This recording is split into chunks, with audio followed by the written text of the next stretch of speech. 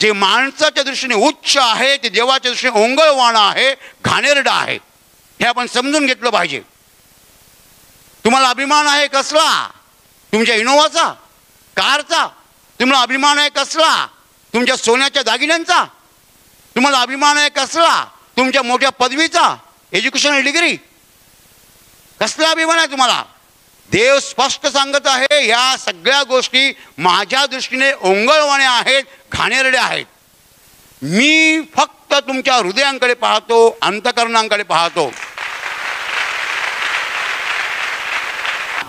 माणसाला जे उच्च वाटतं ते देवाच्या दृष्टीने ओंगळवाणं आहे, घाणेरडं आहे, किळसवाणं आहे.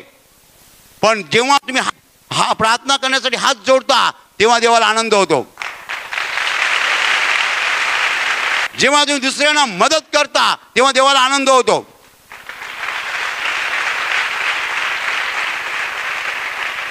कोणीही मनुष्य आपल्या संपत्तीच्या द्वारे देवाला खुश करू शकत नाही, प्रसन्न करू शकत नाही. कोणी मनुष्य आपल्या डिग्रीच्या द्वारे देवाला खुश करू शकत नाही, प्रसन्न करू शकत नाही. माझ्या प्रिय भावांना आणि बहिणी, देवाला काय आवडतं हे महत्त्वाचं आहे. आपली अंतःकरणं जर देवाकडे असली तर देवाला जे आवडतं ते आपण करणार. आपल्या स्वभावामध्ये नम्रपणा आहे का? नाही तर नम्रपणा आणण्यासाठी खटपट करा, धडपड करा. या जगामध्ये तुम्ही कुणाला खुश करण्यासाठी जीवन जगत आहात हे महत्त्वाचं आहे. तुम्ही जर माणसांना खुश करण्यासाठी जीवन जगत असाल स्वर्ग तुमच्या दृष्टीला पडणार नाही.